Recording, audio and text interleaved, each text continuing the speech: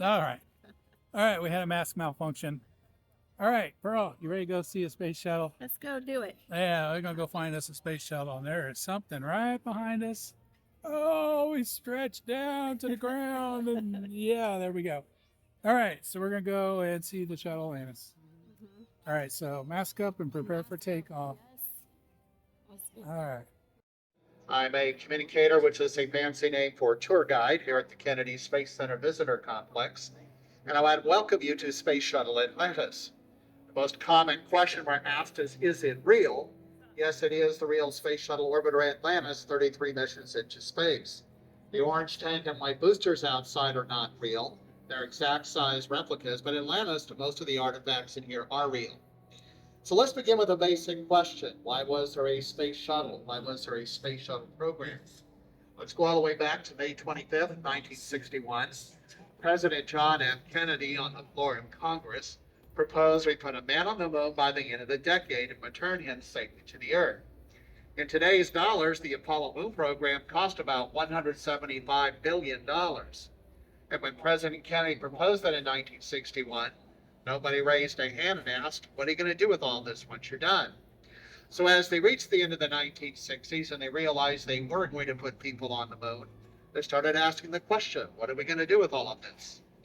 So the decision circa 1970 was that for our second generation of human spaceflight, we would now work on a permanent human presence in space. How do you do that? You need a space station. How do you build a space station? You need a space truck. So the original idea behind the space shuttle circa 1970 was that this was to be the space version of a pickup truck. Think of this as the cab where the people ride and back here the bed for taking items into space. The orbiter has three levels. The bottom level they cannot access in space. It has the cables and the electronics to run the ship.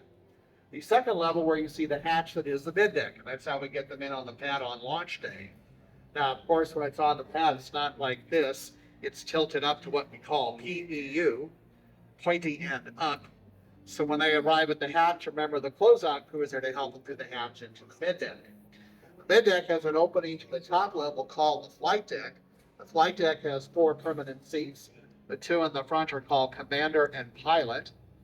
They're really pilot and co-pilot, but astronauts don't like to be called co-anything, so they're called commander and pilot. And behind them are two more seats for the mission specialists. Those are the people trained to perform the specific mission. If you need more than four seats, you can bolt down temporary chairs on the middeck. Once you're in space, you're floating in microgravity. You don't need chairs until it's time to come home, so you just store them away. The middeck can be considered the crew quarters. It has storage lockers. Some of them are big enough to sleep in. To the left of the hatch is the galley for making the meals, and to the right of the hatch is the space toilet. So while one person is over here making today's lunch, someone else is over here getting rid of yesterday's lunch. And there are no secrets about it. If you want to use the toilet, you pull across a folding curtain and you attach it to the galley. So if you're shy of claustrophobic, being an astronaut is not for you. This curtain's about to open, so please follow me up here to the payload bay.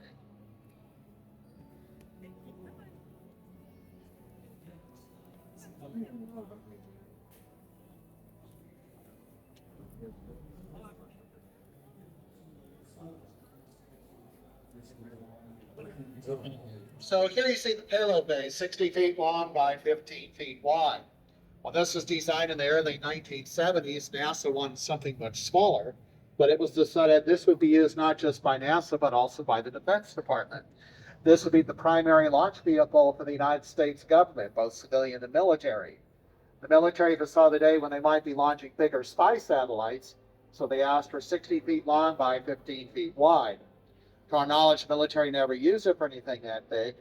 By the time of the Challenger accident, January 28, 1986, the military was already phasing off the shuttle, going back to their own expendable rockets. So, to our knowledge, the military never used it for anything that big.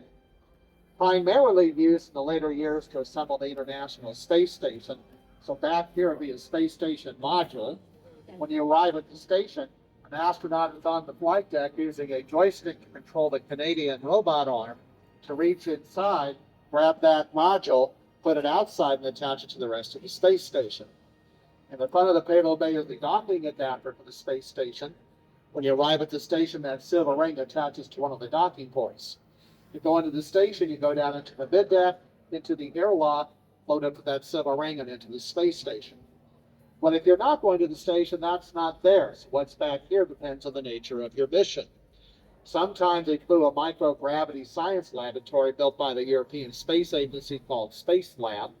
So Space Lab were back here. They attached a tunnel to the airlock, and you floated down the tunnel into Space Lab. In the early days, they used this to deploy satellites and probes and telescopes, such as the Hubble Space Telescope. There's an exact size replica of Hubble back there. Also, sometimes in the early days, they used a Canadian robot arm to capture a broken satellite, put it inside, repair it, and put it back out. After the Challenger accident in 1986, we started phasing that out because it was dangerous. So a new policy was announced that unless you specifically required people on the space shuttle to deploy your payload, they wanted you to launch it on an expendable commercial rocket. Any questions so far? All right, please follow me up to the mural on the wall.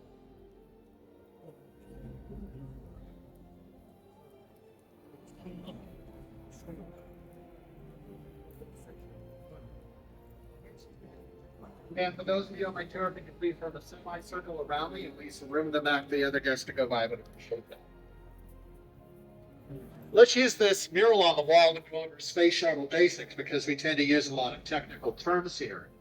When we use the phrase space shuttle, most people think we're talking about the white space plane on the front. Actually, all of this is the space shuttle. The white space plane on the front is called the orbiter, or orbiter vehicle. The crew rides at the top in the cockpit, that's called the flight deck, and the car goes down here in the payload bay. The orbiter is attached to the orange external tank, or ET.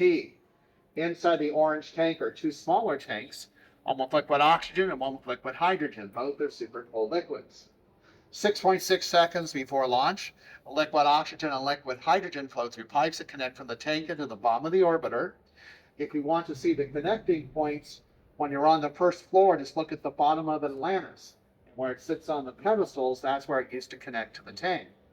The liquid oxygen and liquid hydrogen come out of the three Space Shuttle main engines down here at the bottom. If you look back here, you see 1, 2, and 3.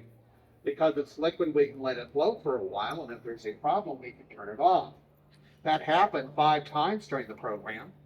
Imagine you're sitting up here on launch day, you feel these 3 engines light, you feel rumble, rumble, rumble, and then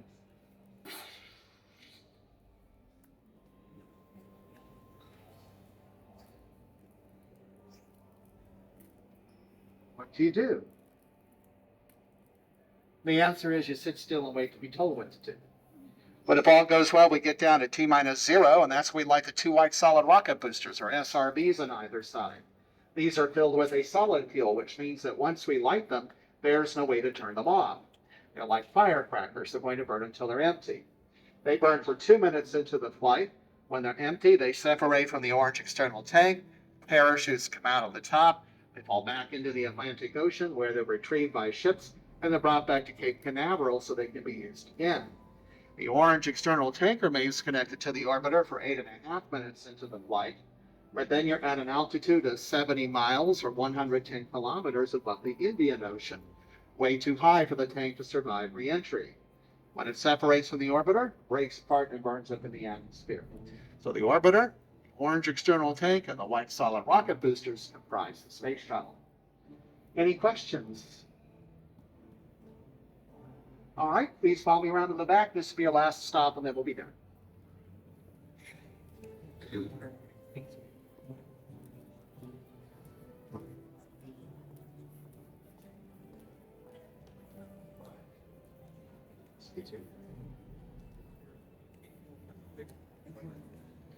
So here you see the bottom of the orbiter where you see lots of tiles, and we're always asked questions about the tiles.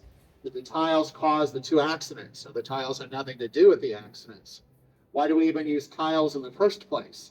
Well, basically, this is an airplane pretending it's a spaceship. Underneath all of this is an aluminum airframe, like an airplane.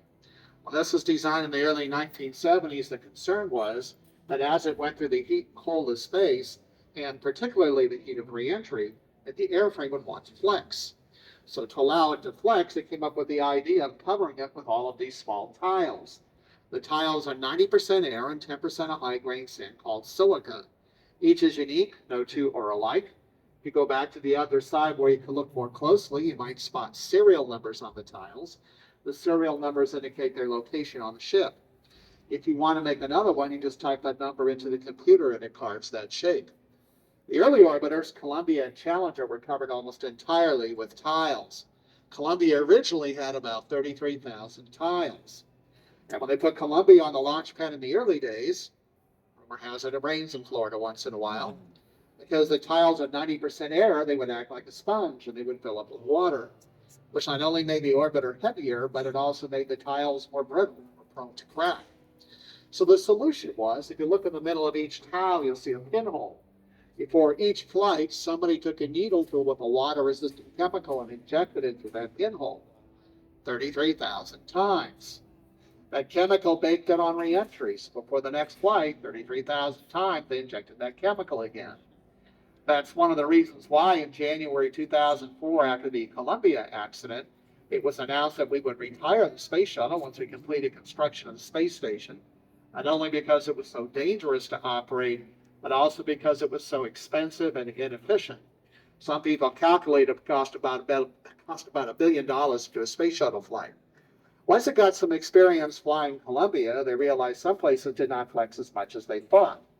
So when they built the newer orbiters, in some places they replaced the tiles with what are called thermal protection blankets. So if you look up on the tail, you see what look like white quilts. And that's what they are. They're called thermal protection blankets. They're made out of silica and quartz and fiberglass. They were made by hand by seamstresses using machines, so they were labor intensive, just not as intensive as the tiles. They could get damaged, and if you go back to the other side where you can look more closely, you might be able to spot places where they sewed in patches or they sewed tears. So Columbia, 33,000 tiles. The newer orbiters, about 24,000 tiles. This is a 1970s solution. With the robotic cargo ships, we've been flying for almost 9 years now, and our new commercial cruise ships began service last May. Their heat shields are all some sort of a modern proprietary composite carbon fiber, big panels that are molded by computers. So this is a 1970 solution you'll probably never see again. Any questions? All right, thank you very much and enjoy the rest of the day here at Kennedy Space Center. Thank you. Thank you. There you go. Smooching it through over. Okay. Give us a thumbs up if you liked our video, and please subscribe by clicking the circle with our pictures on it. Thank you.